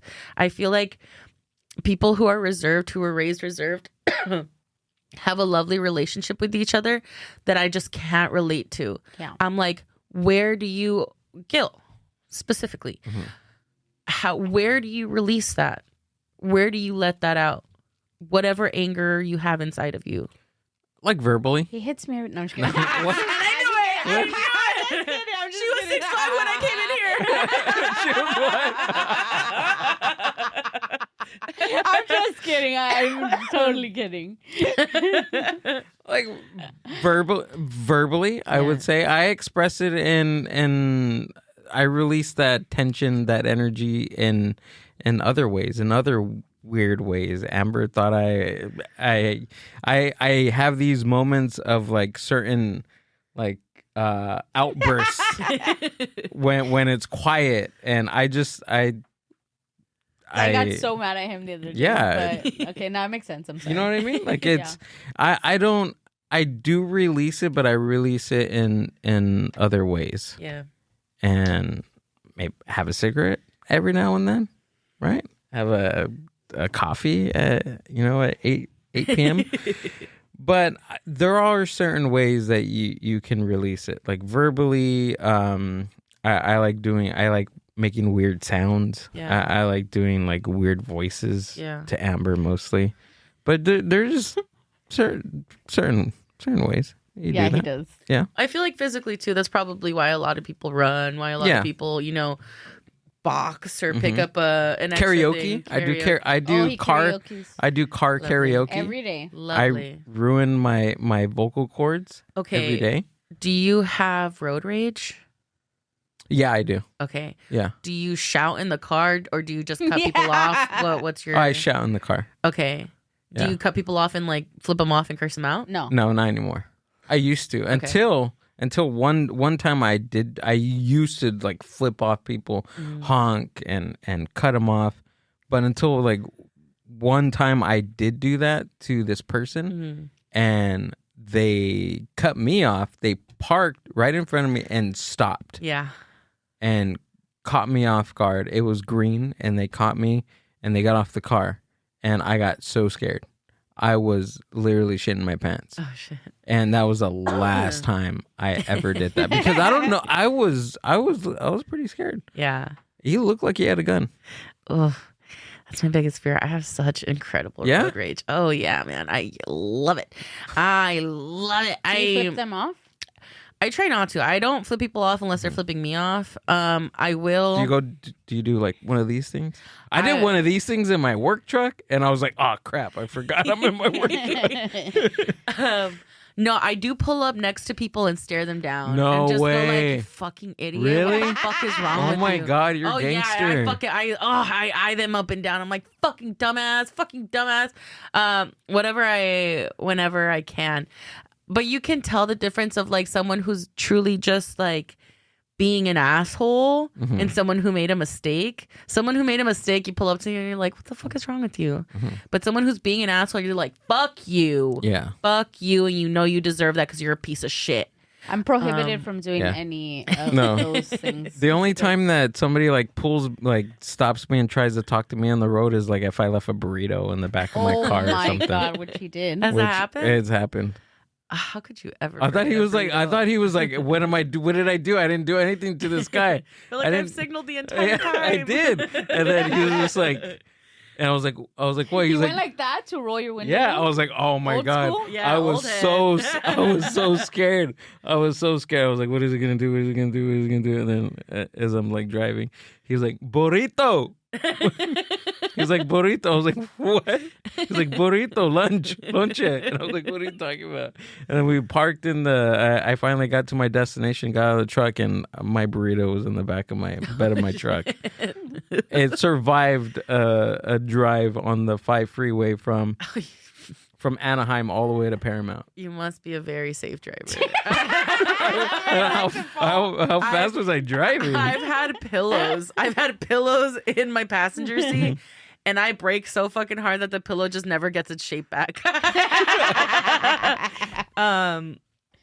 Yeah, you're a safe driver. So you cut people off like that?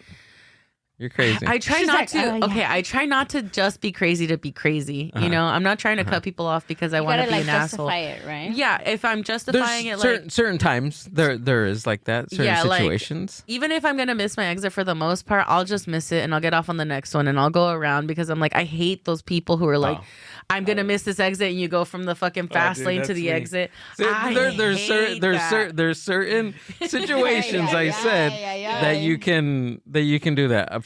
Me, I will do that. I will get into me and Amber's conversation way too much, or there's a song on the radio or on whatever Spotify that I've heard a million times, and I'm like, the exit's coming. Okay, I got it. Coming. Okay. I know where I'm going. And then he fucking misses the exit. And I'm like, he's like all the way at the end and the exit's coming up. The GPS is like 0.5 miles and he's like at the furthest end and I'm just like anxious, like, when are you gonna turn? I'm turning. Like, and then he'll miss it and then we have to go all the way fucking around and then I'm yelling. Yeah. I don't drive, but I have fucking road rage up the ass. Amber's not allowed to signal people or nothing. She's gonna get me like in trouble. I'm like, hijo de tu puta madre. Like, what are you doing? No, one time I learned my lesson there too. That's why I don't do anything. Are you gonna tell her about the semi? Yes, I'm gonna tell her about the semi. Tell the people about the semi. I flipped off of a semi driver and I was like, fuck you, you know. And this motherfucker ran us off the road, like legit. Yeah. Like, we were on the 710 right here, and he ran us all the way to the carpool lane. Like, and he still went on the car. We had to get out of the carpool. You know, there's like a line to like pull over. He Was he going left or was he going right? He ran us off left, on the left side. That's wilder. Yeah, he was pissed. I don't remember why I flipped him off. He did something stupid. And then Gil like drove up and he's like, no, Amber. And I was like, fuck you, motherfucker. And then I just heard, Brr. And then Gil's like, fuck. And I was like, oh, what did I do? Yeah, it was. You're like, uh-oh. Did I do that? Did I do that? Yeah. And then remember the girl that I told her? I was like, don't come in my fucking window. You don't know if I have a gun. And then she was like, oh. I'd be like, yeah, I didn't have a act gun. like you did. But it was like this white girl in Long Beach, and she was trying to park. Mm. You know, Long Beach is small and it one ways. Mhm. And she was trying to park, and she couldn't park. And then she wanted the car in front of us to back up so that she can like park correctly. But we already had a line of cars behind us. So then the car's like, I can't back up, lady. And then she came to us, and she's like, just back up. And Gil's like, I can't fucking back up. Like, you know, like, there's nowhere to back up. There's nowhere to back up. And then he's like, if you ask every single car to back up, then I'll fucking back up. And then she came around to my window, and she was like, I don't know why you, but she was like inside, like my face here. And then I was like, you need to step fucking back. I was like, I don't know who you think you are or why you're coming in people's windows. I was like, you don't know if I have a gun or not. And then she was like, oh. Honestly, And I was like, looking at it, so this wasn't. We have I didn't have a gun. We have a. She didn't, for the record. We didn't have the nicest looking car. No, not at that time. There's certain cars where you will walk up to and talk shit to. Yeah. Like a newer car. Yeah. But an old rusted like 95. A little more respect on that. Yeah. thing. No, you don't. That was a car that you don't just walk up to and start We're yelling, like, lady, demanding we don't care stuff about from. this fucking car. Yeah. Yeah, you and think the car out. yeah. Think You I have care about this nothing oil? left to lose. Right. Exactly. Yeah. That's that fucking ego though, that like, I don't want to lose this parking spot. I'm gonna do everything in my power. It's like, then figure it out, bitch. Yeah. Then figure it out. If you're gonna make us all wait here, we're gonna laugh. We're gonna laugh so hard at you when you can't fucking figure it out because you need everybody in the world to bend to your will. Fuck you.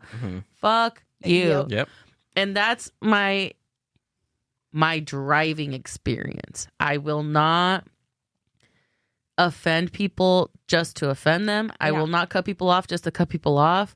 I will try to, if I know I'm like being a kind of a like a dick, you know, if I know I have to cut somebody off because I'm like, I fucked up, I'm in a rush and I really need to get to the next fucking lane, I like try to be polite about it at first, and then if they're not letting me, then I'm like, okay, well, fuck you, and now I am gonna be a dick. All right. Yeah. Now you're gonna fucking find out. All right. But for the most part, I drive offensive, not defensive. The minute I see someone just doesn't like the pace that I'm going at and they think they can do it better and they're trying to pull up on the side of me so that they can pass me. All right, now we're racing. Now we're racing. I'm a racer. I don't care if I'm not even going to go that far. I'm a fucking racer regardless. I'm a racer regardless. And then I'm going to slow down. You're going to be like, hi, I won. I'm like, no, you didn't. This is my exit. Fuck you. But I'm mad, dog. She's gonna go out of here and fucking cut someone off. Fuck you. Maybe that's why the universe doesn't want me to drive. I'd be a menace to society. Yeah, you would. Dude, passenger princess is, you know what? They act like it's a privilege. Sometimes it's not. No? A lot of the times it's not. Look, I always tell Gil, I remember, because I have driven before. I just choose not to. But I remember being in the car with my mom, and then she's like, when you drive and when you have your own car, you could put your own music. And I remember being like, yeah. you know, and then now I'm like, let me put some fucking music. Like, if you're a passenger princess, the radio is not yours. And that's my thing. And I have to see him daydream behind in the slow lane, going behind like the slowest car. And he's just like, and I'm like, go around. It's my time to think. You shouldn't be thinking while you're driving. This is why I'm not a passenger princess, and I couldn't be if I tried. I am a driving diva. Okay. What's the hold on? What's the definition of a passenger princess? The person who sits in the passenger seat and doesn't have to worry about driving. Oh hell no, I'm worrying the whole time. That's the thing. That's the downside is being a passenger princess, you truly have to be so completely unaware of everything else going on to enjoy that privilege. When I'm not driving, I'm a passenger princess. Yeah, you don't give a fuck about anything that's happening? No, he No, doesn't. that's why I love not driving, because I don't have to worry about anything. I couldn't possibly. I think I'm a control freak to the Really? max. I think I am too. If I'm in the passenger seat of any car, I'm watching forward, sideward, I'm Yes. back. I'm Yes. checking everybody. I'm noticing other people's No, mistakes. I'm chilling. Fuck that guy. And I'm like, this car doesn't have brake lights. They haven't turned on their brake lights. He didn't signal. And then I'm looking through the rear view mirror. I know looking you're through my obsessed side with mirror. you're obsessed with brake Yes. lights. I'm holding the fucking thing. I'm Yes, like terrified. I'm like this, or I go You like have a this, and fake I'm brake pedal that you're pushing on the whole Yes. time. Yeah. I can't do it. My boyfriend, God bless him. He always wants to be like, I'll drive my car. I'll take us. And I'm always like, fuck. And I've heard, have you ever been at a gas station and you see like a couple, right? And maybe the girl is driving or she's pumping the gas, and there's always like some fuck ass guy who thinks they're being chivalrous, and they're like, baby girl, why are you pumping your own gas? He should be doing that for you. Or why are you driving that car? He should be driving that car. I've had people say that to me when I pull up at a gas station. Yeah. Where they're like, why are you making your girl drive, man? Or telling me like, why are you letting him drive? Why are you driving instead of him driving? And I'm like, because I'm a fucking man. So I can do what the fuck I want. Are you kidding me? I'm like, let him drive? Ew. I know what I'm doing. And he's a great driver. He knows what he's doing. And he drives like stick shift. I don't even know how to drive stick shift. But it's that much harder, you know? But no, I'm too controlling. I get like kind of nauseous if I'm not the one driving. I like to have control of the radio. I like to go as fast as I want and as slow as I want. The whole dozing off and thinking about other things and not being in a rush, even though we're in a rush. I'll be texting. Yeah, no. I'll be on it. There's He writes jokes. He'll think about it. He'll be like, he opens his my documents, his documents, and he's like, and I'm just like, you're gonna miss the fucking exit. You're gonna miss the fucking exit. And we've gotten in fights. Like now, I'm scrolling on Instagram. Now I've learned to not say anything. Wait. Let me defend myself. Hold on. Wait. Let me defend myself. I had to Hold be on. like, Wait. you're gonna make a right. You're going to make a left right here. In half a mile, you're going to get off. Because he literally was like... He's more worried about what's playing on the fucking radio than where we're going. See, that's my next... scares me. That's my next step. Okay, this is my next thing. So you talk about the radio. I can't listen to whatever I want. We'll put something on. Even I ask you, what do you want to listen to? It doesn't matter. It doesn't matter. Whatever you listen to, it doesn't matter. I was happy that you put on Norteño the other day. I was happy before you. No, I was happy that you somehow got into my phone and and pulled up the Spotify app and put whatever playlist you wanted to listen. That made me happy.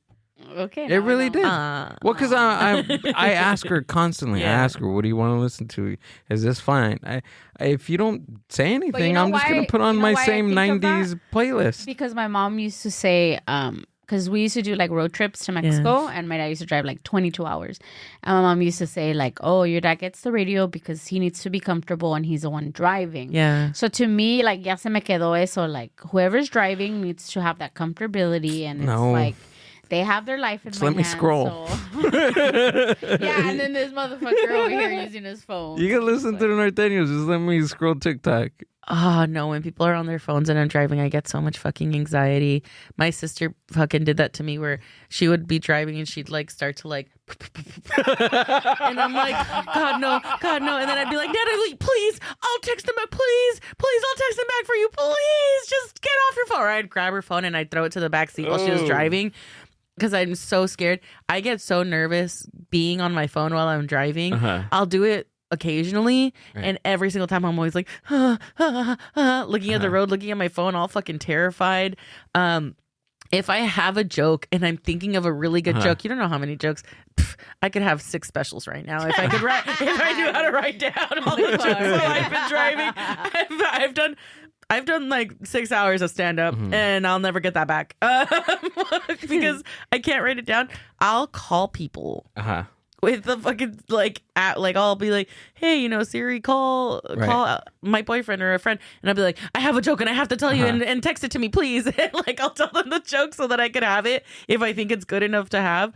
I get so scared at texting and driving, but you said something and I just wanted to say like a fast story. But what did you say?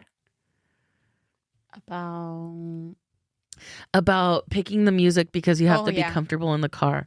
Okay, I'm going to try to make this as short as I possibly can. I went to not Mexico. I went to Las Vegas with my mom, my sister, and my boyfriend. And I told them I was going to drive back. I wanted to leave at 10 a.m. My mom forced us to leave at 6. And I told her, if we leave early, you're driving. She forced us to get up and leave because she just wanted to get out already. And I was like, all right, I'll drive. Because she's like, no, you don't get manejar. And she was still being like a weird ass about it. So I'm like, fine, I'll drive. But I was pissed, right? Because I was fucking hungover. So whatever, still, I need the control to drive. So I'm playing music loud because I'm falling asleep. And my mom's complaining that it's too loud, that she doesn't like the music. That my sister's complaining that to change it and she wants to pick the songs.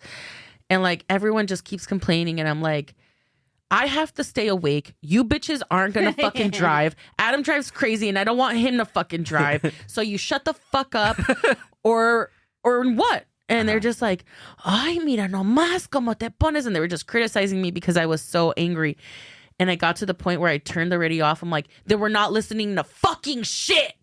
And then my mom would like answer a call from her friend. And while she was talking, because the whole time she was complaining that it was too loud and she was trying to sleep. I'm like, yeah, what a fucking luxury. Wish I could sleep right now. I wish I was asleep right now. And she was like talking on the phone with her friend. And like, she's like talking kind of loud. And I'm like, can you please shut the hell up?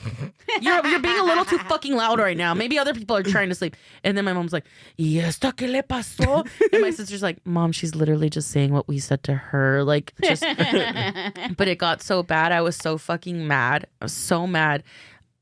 And there was like a crazy amount of traffic. It was like a weekend. I had to pee before we left Vegas. Okay. Oh, shit. I had to pee and I had to take a shit and I didn't because they forced me to get up. And I was just like, all right, fuck these bitches then. But I thought I was going to be chill. We got to Barstow. We got to the rest stop. I did not pee. I did not take a shit. A 5-hour car ride that it could have taken took us 7 hours. I did not pee or shit because I did not want to leave the driver's seat. I was so fucking mad. Literally just out of pure like rage and rabia. Like just for, because I was so fucking mad. I refused to go to the bathroom because I was so fucking pissed. By the time we got to our apartment, we left like at 6 or 7 in the morning. By the time we got back to the apartment, it was maybe like 6 p.m. Oh, shit. 5 or 6 p.m. I parked the car. I put it in park in the middle of the street, hazards on, got out and ran to the fucking bathroom because I was turtling. I'm like, I'm gonna fucking shit myself. I was so mad. I was like, I'd rather shit myself in this car than just chill. Then have a good ass time with your family. Yeah, fuck being cordial. Yeah. I'm gonna shit You're myself. all gonna smell my shit. I don't fucking care. I'm not gonna go. I'm not getting on the car. I think that in my past life, That's amazing. I like died from like a car accident because I have like this like huge just thing of like being in the car. And you were saying like, so do like I. falling asleep. Yeah. Like I could never fall asleep in the car. I'm telling you, we used to drive 22 hours straight, and my mom used to get in the car and she used to like, oh, are you guys okay? Yeah. And then fucking 22 hours asleep. And then I would just see my dad like, and I was like, hell no, if I fall asleep, I'm going to wake up in heaven. Like, that's what I used to think. Like, I could not. And to this day, like, he'll tell me sometimes, like, just fall asleep. And Yeah, I'm like, go to fuck no, sleep. I got to be watching you. Go What to do you sleep. mean go to sleep? Got my headphones on. I'm scrolling. I'm doing good over here. Hell no. No. No, I like to be the person if I have to be passenger princess, if that's my role, I like to talk to the driver unless they're specifically telling me I don't want to fucking talk to you. I want to listen to music. Please leave me alone. Then I'm like, all right, I guess I'll fucking figure out something else to do. But I'm like, no, we're having a conversation. How has your relationship with the father? That's funny. Oh, that's hilarious. Sylvia, Thanks for coming out and doing this, man. Thank you. Thank you for having me. Appreciate This it. is so much fun. I appreciate it. Thanks for coming out. Thank doing you. the podcast. Oh, yeah. Tell us where we can find you and if you have anything coming up. Yeah, my Instagram, Silvia De Anda 17. I have a few things coming up. We're doing this big Orale show, which is an immigrant rights organization. We're doing that show on March 30th. So please make sure, or 20th. You'll see it on our Instagrams. But it's a big show. Listen to Dumb Tired Podcast if you're not already listening to this one. Also go listen to that one. Those are my bitches, Gigi and Sivana. Josh is our producer. It's super sick. We talk about girly shit all the time. We get naked, or do we? Find out. Other than that, just follow my Instagram if you want to see my dates. If you want to see me at a show, I'd love to talk. Yeah. Cool. All of Sylvia's things are going to be down in the show description. If you're listening to this on Spotify, please follow, leave us a rating, comment, all that good stuff. Click on her stuff and go follow and do all that stuff. Listen to her podcast. Listen to the podcast. Please. And follow them on Instagram. Everything's going to be clickable down in the show description. If you're listening and watching this on YouTube, like and comment, okay? And give us a little, sub. Are you guys on YouTube? Yes. Cool. I'll put the link down in the show description. Go sub to them and go watch and listen to the podcast. Amber, do you have anything? No. No? No. I don't have anything either. This was fun. This was so much fun. Yeah, you had fun? Thanks for coming out. I'm going to leave my podcast and I'm going to just be with you guys. Okay. We'll take you. Cool. Fuck those bitches. Literally my bestest friends. Well, I'm glad you had fun. I did. You guys are cool. This, and organized. The Mind Buzz. That was so much fun. Fun? Yeah. How long did we go for? Thank you.